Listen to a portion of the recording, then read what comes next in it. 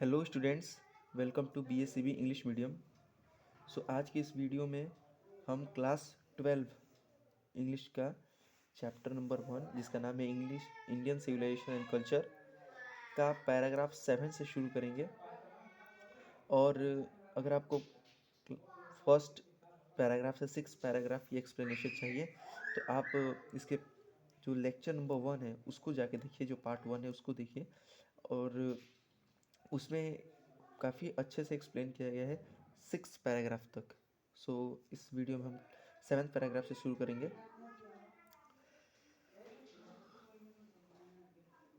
They further reasoned that large cities were a snare and a useless encumbrance and that people would not be happy in them. इसका मतलब ये होगा, यहाँ पे दे किसको denote करने के लिए कहा गया है। अगर आपने 6 तक पढ़ा होगा तो आपको पता होगा कि यहाँ पे जो दे है ये जो हमारे पुराने सिविलाइजेशन एंड कल्चर्स थे, मतलब जो पुराने सभ्यता के जो हमारे एंसेस्टर्स थे, जो हमारे पूर्वज थे, उनको यहाँ पे दे से डिनोट किया गया है। तो महात्मा गांधी बोलते हैं कि जो हमारे पूर्वज थे उन्होंने ये रीज़न दिया कि जो लार्ज सिटीज़ हैं, जो बड़े बड़े शहर हैं, वो एक स्नेयर है। स्नेयर मतलब ट्रैप, ट्रैप मतलब जाल, एक तरह का जाल है। और काफ़ी अजीबो गरीब वहाँ पे सिचुएशन रहती है। तमाम तरह के अजीबो गरीब झमेले वहाँ पे शहरों में होते रहते हैं, जिसकी वजह से जो पीपल है, जो वहाँ के लोग हैं शहर के, वो वहाँ पे खुश नहीं होते हैं। That there would be gangs of thieves, thieves मतलब चोर। वहाँ पे चोर के बहुत सारे झुंड होते हैं। वहाँ पे रॉबर्स होते हैं, मतलब चोर हो गए, लुटेरे हो गए, डाकू हो गए। प्रोस्टिट्यूशन मतलब वैश्यावृत्ति sorry. And vice flourishing, vice मतलब जो एविल, जो कि बुराइयाँ हैं शहरों में, वो काफ़ी फ्लोरिश कर रही हैं, मतलब काफ़ी विकास कर रही हैं जितनी भी बुराइयाँ हैं शहरों में। और वहाँ पे जो गरीब लोग हैं, जो पुअर मैन हैं शहरों में, वो भी रॉब्ड हो जाते हैं रिच मैन की वजह से। जो मतलब जो अमीर आदमी होते हैं वहाँ पे शहरों में जो गरीब लोगों को काफ़ी लूटते हैं, काफ़ी उनको टॉर्चर करते हैं, और उनको उनसे बहुत ही ज़्यादा प्रोडक्टिविटी लेते हैं, और उन्हें बहुत ही कम वेजेस देते हैं। उनको काफ़ी कहते थे शोषण करते हैं उनके साथ। जिसकी वजह से जो हमारे पूर्वज थे वो छोटे गांव में ही सेटिस्फाई थे, उसमें ही संतुष्ट संतुष्ट रहते थे। They saw that the kings and their swords were inferior to the sword of ethics, and they therefore held the sovereigns of the earth to be inferior to the rishi and the fakirs। जो दे हैं, जो मतलब जो दे यहाँ पे फिर से ancestors को, मतलब जो हमारे पूर्वज हैं उनको डिनोट करने के लिए बताया गया है कि जो पूर्वज थे वो देखते थे कि जो राजा होते थे और उनकी जो तलवारें होती थी, शॉर्ट्स मतलब तलवारें, वो बहुत ही इन्फीरियर होती थी। इन्फीरियर मतलब सिर्फ बहुत ही छोटा होते थे। छोटा, छोटा इन द सेंस उनकी वैल्यू जो थी वो बहुत ही कम थी। इन्फीरियर मतलब कम थी एथिक्स मतलब नैतिक मूल्यों की तलवारों के सामने। और जो वहाँ पे जो राजा होते थे, सोवरेन्स ऑफ द अर्थ, मतलब जो सम्राट टाइप के होते थे, जो सम्राट होते थे, वो ऋषि और फकीर के सामने बहुत ही छोटे होते थे। आपने देखा होगा मतलब पुराने सीरियल्स में कि वहाँ पे जो राजा महाराजा होते थे वो ऋषि को, फकीरों को, इन सब को काफ़ी वैल्यू देते थे। इन सब के सामने हाथ जोड़ के खड़े रहते थे। हालांकि वो राजा थे, उनके पास बहुत धन था, बहुत ताकत थी, फिर भी वो ऋषि मुनियों के सामने हाथ फैलाते थे, भगवान हमें कुछ बताइए। उनसे सलाह मशवरा भी लेते थे। वो इसलिए क्योंकि वो नैतिक के तलवार के साथ ऋषि मुनि रहते थे। उनके पास ज्ञान क्या होता था। A nation with a constitution like this is fitter to teach others than to learn from others। मतलब बताते हैं महात्मा गांधी कि एक राज्य, ऐसे संवैधानिक राज्य बहुत ही फिटर है, मतलब बहुत ही अच्छा है दूसरों को सिखाने के लिए, सीखने के लिए नहीं। फिटर टू टीच मतलब दूसरे को सिखाने के लिए बहुत ही फिट है। Than to learn from others, दूसरों से सीखने से ज़्यादा अच्छा है वो दूसरों को सिखाए। ऐसा एक नेशन, ऐसा एक कॉन्स्टिट्यूशन की खासियत ये होती है। This nation had courts, lawyers and doctors but they were all with in bounds. ऐसे नेशन के पास कोर्ट होता है, लॉयर होता है, डॉक्टर्स होते हैं, लेकिन वो सब एक बाउंड में होते हैं। बाउंड मतलब बाध्य होते हैं। Everybody knew that these professions were not particularly superior, मतलब सब कोई जानते थे उस समय कि ये जो प्रोफेशंस है, कोर्ट का, लॉयर का, डॉक्टर का, ये जो प्रोफेशंस है ये बहुत ही बड़े नहीं हैं। मतलब जैसे आज की डेट में कि लॉयर, डॉक्टर, इंजीनियर्स को बहुत ज़्यादा वैल्यू दी जाती है, वो पहले के ज़माने में ऐसा नहीं होता था।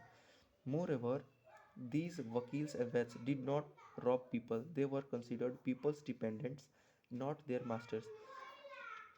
तो यहाँ पे महात्मा गांधी करते हैं कि जो पुराने काल के जो वकील्स होते थे, जो वैद्य होते थे, वो लोगों को लूटते नहीं थे। वो जो थे वो पीपल के ऊपर आश्रित थे, पीपल के ऊपर डिपेंडेंट थे, उनके मास्टर्स नहीं माने जाते थे। मतलब अब जैसे आज की डेट में देखिए तो डॉक्टर्स होते हैं वो बहुत, मतलब सारे डॉक्टर्स तो नहीं, बट कुछ डॉक्टर्स ऐसे होते हैं जो लोगों को लूटते हैं, उसे बहुत मोटी फीस लेते थे इलाज की वजह से, इलाज के लिए। वहीं पे जिसके पास पैसा नहीं होता था वो मर जाता था, मर जाता है। तो एक तरह का ये रॉबर हो गए डॉक्टर्स इस बेसिस पे। तो वही बताते हैं महात्मा गांधी की जो, लेकिन हमारे जो आदिकाल के जो पुराने वैद्य थे, वकील थे, वो लोगों को लूटते नहीं थे, क्योंकि वो लोगों के ऊपर ही आश्रित होते थे। आज की डेट में क्या है कि लोग उन पे आश्रित हो गए, डॉक्टर्स पे। जस्टिस वॉज टॉलेबरेली फेयर, मतलब जो न्याय था वो ठीक ठाक था, अच्छा था उस समय। The ordinary rule was to avoid courts, एक सामान्य सा नियम ये था सबके बीच, पुराने ज़माने की बात कर रहे हैं यहाँ पे महात्मा गांधी, कि वो कोर्ट्स कचहरी को अवॉइड करते थे। जैसे आज भी, आज गांव में आप चले जाएं तो वहाँ पे लोग कोर्ट कचहरी से अवॉइड रहना चाहते हैं, मतलब उन लोग को दूर रखना चाहते हैं कोर्ट कचहरी की, भाई हमको कोर्ट कचहरी के चक्कर में नहीं पड़ना है। There were no taunts to lure people into them, this evil too was noticeable in and around capitals. मतलब ऐसे कोई बीच में बिचौलिया नहीं होता था जो कि लोग उकसाता था कोर्ट कचहरी के लिए, या फिर ताकि लोग फंसे और उनका फ़ायदा हो। ऐसा बहुत ही ऐसा बहुत कम होता था। और जो होता भी था वो जो बड़े राज्य थे उनके कैपिटल्स, मतलब उनके राजधानी के आसपास ही होता था। The common people lived independently and followed there agriculture occupation, they enjoyed true home rule. तो जो सामान्य लोग थे वो स्वतंत्र थे और अपने एग्रीकल्चर ऑक्यूपेशन, खेती बाड़ी करते थे, और इन तरीक़ों से वो होम रूल, मतलब होम रूल को वो इंजॉय करते थे। सो जो इस पैराग्राफ से महात्मा गांधी ने इस पैराग्राफ में कंपेयर किया है कि आज के जो सिचुएशन है और जो पहले हुआ करता था उस सिचुएशन में कितना डिफरेंस है। पहले लोग ऋषि को, फकीरों को, राजा तक भी उनको इज्जत देते थे, और राजा तक को भी उनसे छोटा समझा जाता था ऋषि फकीरों के सामने। वहाँ पे जो पहले के ज़माने में जो वैद्य थे वो लोगों को लूटते नहीं थे, लेकिन आजकल के डॉक्टर्स, लॉयर्स होते हैं वो लूटते हैं लोगों को अपने फ़ायदे के लिए। और जो पहले के ज़माने में जो थोड़ा बहुत बुराइयाँ होती भी थी वो भी थोड़ा बहुत होती थी, और वो सिर्फ कैपिटल्स, मतलब राजधानी के आसपास ही होती थी, राज्य की किसी राजधानी के आसपास ही होती थी, ज़्यादा बड़े लेवल पे नहीं होती थी। सो इस वजह पहले के लोग खुश थे, और वो खेती बाड़ी करके अपना जीवन यापन करते थे, और वो स्वतंत्र थे, सुखी के साथ जीवन जीते थे। नेक्स्ट स्टैंजा है, पैराग्राफ है, the Indian civilisation as described by me has been so described by its votaries. Votaries मतलब होता है भक्त, एक तरह से आप कह सकते हैं। तो जो महात्मा गांधी बताते हैं कि जो इंडियन सिविलाइजेशन के बारे में जो मैं बता रहा हूँ, वही जो इंडियन सिविलाइजेशन के जो भक्त थे, जो इंडियन सिविलाइजेशन को मानने वाले थे, वो भी यही बात बताते हैं। In no part of the world and under no civilisation have all man attained perfection. यहाँ पे मेन मतलब मर्द की बात नहीं हो रही है, मेन मतलब कॉमन पीपल लोगों की बात हो रही है, इसमें मेन औरतें भी शामिल है। मतलब इसमें बताते हैं महात्मा गांधी की इस लाइन से कि ऐसे दुनिया में कोई भी हिस्सा नहीं है, ऐसा कोई भी सभ्यता नहीं है जिसमें जो वहाँ के लोग हैं ना पूरे परफेक्शन आ गई हो उनमें, पूरा परफेक्शन, मतलब जो जो बोलते हैं कि हर तरह से ये परफेक्ट है, कोई कमी नहीं है इसमें, वो वाली परफेक्शन कोई इंसान ने प्राप्त की हो, ऐसा कोई वर्ल्ड में नहीं है, ऐसा कोई सभ्यता नहीं है। The tendency of Indian civilizations is to elevate the moral being, that of the Western civilization is to propagate immorality। जो इंडियन सिविलाइजेशन की जो टेंडेंसी है, जो क्षमता है, वो है नैतिक मूल्यों को उजागर करना, उसको और बढ़ाना। वहीं जो वेस्टर्न सिविलाइजेशन है वो अनैतिक मूल्यों को बढ़ाता है, प्रोपेगेट इमोरलिटी, मतलब वो काफ़ी मटेरियलिस्टिक चीज़ों के पीछे भगाता है, मूल्यों को मूल्य मूल्य चीज़ के वैल्यू नहीं करता है, वो मॉरल बीइंग को वैल्यू नहीं करता है। The latter is godless. तो जो अंत है, ये जो वेस्टर्न सिविलाइजेशन है, इसका जो अंत है वो गॉडलेस है, मतलब वो भगवान पे बिलीव नहीं रखते हैं। इनका एंड यही है कि वो भगवान को बिलीव नहीं करते, वो बस मटेरियलिस्टिक चीज़ों के पीछे भागे चले जाते हैं। मटेरियलिस्ट मतलब भौतिक, एक तरह से भौतिक, जैसे मोबाइल हो गया, कार हो गया, पैसा हो गया, ये सब। जो farmer is based on believe in God, मतलब महात्मा गांधी कहते हैं कि जो हमारे पूर्वज हैं वो भगवान पे भरोसा करते थे, लेकिन ये जो वेस्टर्न सिविलाइजेशन है, इन सिर्फ मटेरियलिस्टिक चीज़ों पे विश्वास करते हैं और आध्यात्मिक चीज़ें जैसी चीज़ों पे वो भरोसा नहीं करते हैं। So understanding and so believing it behoves every lover of India to cling to the old Indian civilisation even as a child clings to the mother's breast. Mahatma Gandhi कहते हैं कि ये सब सोचने के बाद, समझने के बाद और इस सब पे विश्वास करने के बाद हर एक भारतीय प्रेमी को अपने जो भारतीय सिविलाइजेशन है, मतलब जो भारतीय सभ्यता है, उसको उसी प्रकार से गले लगा लेना चाहिए, उसी प्रकार से आलिंगन कर लेना चाहिए जैसे कोई एक बच्चा अपनी माँ की छाती से गले लग जाता है, मतलब उस माँ की छाती से आलिंगन हो जाता है। सो I hope 10 I am no hater of the West. I am thankful to the West for many things I have learned from Western literature. मैं वेस्ट का जो वेस्टर्न कल्चर है, जो वेस्ट के लोग हैं या वेस्ट की किताबें, उनसे उनको हेट नहीं करता हूँ, उनको नापसंद नहीं करता हूँ, बल्कि मैं थैंकफुल हूँ, मतलब मैं बहुत ही खुश हूँ, उनको थैंक यू देता हूँ वेस्ट को बहुत सारी चीज़ों के लिए, जैसे कि वेस्टर्न लिटरेचर। महात्मा गांधी बताते हैं कि उन्होंने वेस्टर्न लिटरेचर से बहुत कुछ सीखा था, इस वजह से वो वेस्टर्न को थैंक यू बोलते हैं। But I am thankful to modern civilisation for teaching me that if I want India to rise to its fullest height, I must tell my countrymen frankly that after years and years of experience of modern civilization, I have learned one lesson from it, that is that we must shun it at all costs. मतलब महात्मा गांधी यहाँ पे कहते हैं कि मैंने जितना भी सीखा मॉडर्न सिविलाइजेशन से, उन सब के लिए मैं उनको थैंक यू बोलता हूँ मॉडर्न सिविलाइजेशन को। और वो ये बताते हैं कि मैंने उनसे यही सीखा कि अगर मुझे इंडिया को उसकी फुलेस्ट हाइट, मतलब उसकी शिखर पर पहुंचाना है, इंडिया को उसका जो पोटेंशियल है उसको शिखर पर पहुंचाना है, तो मुझे अपने जो लोग हैं उनको फ्रैंकली मतलब खुल के कहो, जिसे बोलते हैं ना, टेल मी फ्रैंकली, खुल के कहो, तो खुल के ये बताना पड़ेगा कि after many many years of experience of modern civilisation, बहुत सालों का अनुभवों के बाद, मॉडर्न सिविलाइजेशन का बहुत सारा अनुभव के बाद, मैंने एक लेसन सीखा है मॉडर्न सिविलाइजेशन से कि हमें कैसे भी कीमत पे, कोई भी कीमत पे भारतीय संस्कृति और सभ्यता को और भारत के लोगों को मॉडर्न सिविलाइजेशन और कल्चर से दूर रखना है, किसी भी कीमत पे।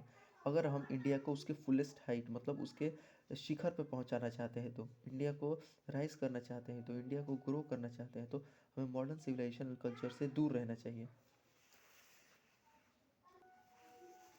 आगे वो बताते हैं what is that modern civilisation, मतलब महात्मा गांधी की तरफ से वो डिफिनीशन वो बताते हैं कि मॉडर्न सिविलाइजेशन क्या है। कब से हम लोग पढ़ रहे हैं मॉडर्न सिविलाइजेशन, मॉडर्न सिविलाइजेशन। तो महात्मा गांधी के अनुसार मॉडर्न सिविलाइजेशन की डिफिनीशन क्या है, तो उनके हिसाब से it is the worship of material, it is the worship of the brutishness, मतलब ये भौतिकवाद की पूजा है, भौतिक चीज़ों की पूजा है। ये हमारे अंदर जो पशु है, मनुष्य के भीतर जो पशु है, उसकी पूजा है। इट इज़ अनएडल्टर्ड मटेरियलिज्म, यह एक शुद्ध भौतिकवाद की पूजा है, यह एक शुद्ध भौतिकवाद है। And modern civilisation is nothing if it does not think at every step of the trump of material civilisation. और जो मॉडर्न सिविलाइजेशन है ये कुछ नहीं है अगर ये हर एक स्टेप में मटेरियल सिविलाइजेशन की विजय नहीं देखती है तो। मतलब इस पैराग्राफ से महात्मा गांधी मॉडर्न सिविलाइजेशन को डिफिनीशन को बताते हैं कि मॉडर्न सिविलाइजेशन अगर मटेरियल सिविलाइजेशन नहीं फॉलो करती है तो वो मॉडर्न सिविलाइजेशन नहीं कहलाएगी। क्यों? क्योंकि मॉडर्न सिविलाइजेशन का मतलब ही है मटेरियल की पूजा करना, जो हमारे अंदर पशुपन है उसकी पूजा करना। 12. It is perhaps unnecessary, if not useless, to weigh the merits of two civilization. ये अनावश्यक है। अननेसेसरी मतलब अनावश्यक, जो ज़रूरी नहीं है, इम्पोर्टेंट नहीं है। ये अनावश्यक है, लेकिन ये यूजलेस भी नहीं है। मतलब ऐसा भी नहीं कि इसका कोई काम ही नहीं है। किस काम की बात हो रही है कि दोनों सिविलाइजेशन का मेरिट को तोलना, मतलब दोनों सिविलाइजेशन की प्रॉपर्टीज़ को तोलना, दोनों सिविलाइजेशन में क्या खूबी है, क्या नुकसान है, उस सब को तोलना, ये अनावश्यक है। मतलब लेकिन ये ऐसा भी नहीं है कि इम्पोर्टेंट ही नहीं है। It is likely that the West has evolved as a civilization suited to its climate and surrounding, and similarly, we have a civilization suited to our conditions, and both are good in their own respective spheres. मतलब महात्मा गांधी कहते हैं कि यहाँ पे जो waste का जो civilisation है वो उन लोगों के लिए ठीक है। किन लोगों के लिए? जो वेस्ट में पले बड़े हैं, वेस्ट में जन्मे हैं, वेस्ट में पढ़े हुए हैं, तो उन लोगों के लिए ठीक है, क्योंकि वो वहाँ के क्लाइमेट और सराउंडिंग्स को देखते हुए वैसी सिविलाइजेशन बनाई है।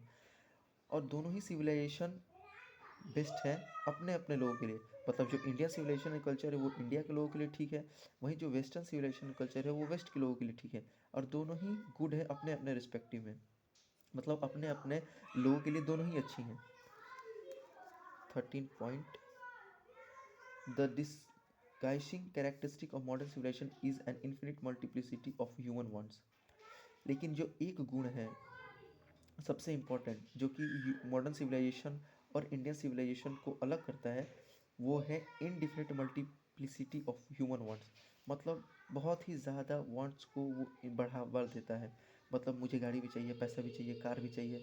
तो जो मॉडर्न सिविलाइजेशन है ये इसको और बढ़ाता रहता है कि ये पैसा ले लिए, चलो बढ़िया घर लो, घर ले लिए, चलो बढ़िया गाड़ी लो, गाड़ी ले ली तो उसका उससे बेटर और गाड़ी लो, उससे भी बेटर। और तो ये मल्टी ह्यूमन वांट जितनी भी जरूर चाहिए, या मुझे ये भी चाहिए, वो भी चाहिए, वो उसको बढ़ाते रहता है। मॉडर्न सिविलाइजेशन का यही काम है कि वो ये सबको बढ़ाता रहता है, मटेरियल चीज़ों के पीछे भगाता रहता है। The characteristic of ancient civilisation is an imperative restriction upon strict regulating of this wants. वही जो हमारा भारतीय संस्कृति, जो एंशियंट, जो पुराने संस्कृति है, वो इस सब पे रोक डालता है। इस सब पे जो जिस चीज़ पे जो मॉडर्न सिविलाइजेशन उसको आगे बढ़ाती है, जैसे कार गाड़ी, वैसे ही हमारी जो भारतीय संस्कृति, जो एंशियंट सिविलाइजेशन है, वो इन सब पे रोक लगाती है कि रुको, ये सब मत करो, कार गाड़ी ये सब के पीछे मत भागो इतने। द मॉडर्न और western insatiableness arises really from want of living faith in a future state and therefore also in divinity। मतलब जो मॉडर्न सिविलाइजेशन है वो कहाँ से स्टार्ट होता है? फेथ से। From want of living faith in future state. मतलब वो बताता है कि जो लोग होते हैं वो सब फ्यूचर के बारे में सोचते रहते हैं और भरोसा करते हैं कि हम फ्यूचर में जिएंगे, और फ्यूचर में जिएंगे इस वजह से वो डिविनिटी को, दिव्य ताकतों को वो भरोसा करते हैं, इस वजह से इन लोगों पे भरोसा करते हैं। द रिस्ट्रेन ऑफ एंशियंट और eastern civilisation arises from a believe often in spite of our self in future state and existence of a divine power. But जो हमारी संस्कृति है, जो भारतीय संस्कृति है, वो बिलीव करती है कि हमारे पास जो दैवीय शक्तियाँ हैं, ये दैवीय शक्ति एग्जिस्ट करती हैं, इस वजह से हम फ्यूचर में जिएंगे और इस वजह से हम फ्यूचर की स्टेट में रहेंगे। तो दो यहाँ पे थर्ड पैराग्राफ से दो दो डिफरेंस बताए हैं महात्मा गांधी ने, कि पहला तो ये कि वो multi indefinite multiplicity of want, human wants को, ये सब को इंक्रीज करता रहता है मॉडर्न सिविलाइजेशन। वहीं हमारा भारतीय सिविलाइजेशन जो है वो इन सब पे रोक लगाता है। तो एक डिफरेंस तो ये हो गया। दूसरा डिफरेंस ये कि वो लोग सोचते हैं कि हम अ, आज जी रहे हैं और कल भी जिएंगे, इस वजह से वो डिविनिटी पे भरोसा करते हैं। बट हमारे यहाँ है कि हम लोग डिविनिटी पे भरोसा करते हैं, इस बेसिस पे हम कहते हैं कि हम भी जिएंगे कल। Some of the immediate and brilliant results of modern inventions are too maddening to resist, but I have no manner of doubt that the victory of man lies in that resistance. We are in danger of parting away the permanent good for a momentary pleasure। मतलब महात्मा गांधी यहाँ पे ये कहते हैं चौथे paragraph से कि जो मॉडर्न इन्वेंशंस है वो बहुत ही अच्छी है, बहुत ही ब्रिलियंट है, लेकिन उनका मानना यह है कि इंसान का विक्ट्री तभी होगा जब इन सब को वो रोकेगा। मतलब जैसे आपने देखा होगा कि जो वेस्टर्न है वहाँ पे इन्वेंशंस बहुत होते हैं, जैसे मोबाइल हो गया, कार हो गया, बहुत सारी जो इन्वेंशंस है वो उन्होंने ही शुरू की थी। आपने जो फर्स्ट लेक्चर में था मैंने उसमें समझाया भी था कि महात्मा गांधी बताते हैं कि इस वजह से हमारे पूर्वज नहीं ये सब से हमें दूर रखते, क्योंकि वो बना नहीं सकते थे, वो भी बना सकते थे, लेकिन वो जानते थे कि ये सब बनाने से और इंसान फंसेगा ना कि और वो ग्रो करेगा। सो वही महात्मा गांधी यहाँ पे बताते हैं कि मेरे हिसाब से जो इंसान की विजय है वो इन सब पर रोक करने के बाद ही विजय प्राप्त कर सकता है। और we are in danger of bartering. Bartering मतलब लेन देन। जैसे मैं आपको पैसा देता हूँ, आपसे कुछ खरीदता हूँ, तो वो बार्टरिंग हो गया। मतलब कहते हैं ना एक्सचेंज, सौदा। We are in danger of bartering away from away the permanent good for a momentary pleasure. और हम एक खतरे में हैं जिसमें हम जो परमानेंट गुड है, जो हमेशा के लिए अच्छा रहने वाला है हमारे जीवन में, उसको छोड़ के कुछ चंद सेकेंड्स, चंद मोमेंट के लिए जो प्लेजर आता है उसको हम ले लेते हैं और परमानेंट गुड को छोड़ देते हैं। ये परमानेंट गुड कैसे हो सकता है? यही महात्मा गांधी ने बताया कि victory of mind lies in the resistance, in that resistance. किस रेजिस्टेंस की बात कर रहे हैं वो? Indefinite multiplicity wants, modern inventions, इन सब पे। सो इस वीडियो में इतना ही। नेक्स्ट वीडियो जो है वो 15 से 24 तक होगा, या फिर शायद एक और वीडियो आए, क्योंकि वीडियो काफ़ी लंबा होते जा रहा है। सो ठीक है, इस वीडियो को आप देख लीजिए, जैसा लगा हो कमेंट कीजिएगा। अगर सॉरी थोड़ा साउंड क्वालिटी ख़राब है, आई नो, बट मैं थोड़ा कोशिश कर रहा हूँ उसको चेंज करने के लिए, और मैं एक माइक ख़रीदने वाला हूँ। सो उसके लिए आप ज़्यादा टेंशन मत लीजिए। Thank you.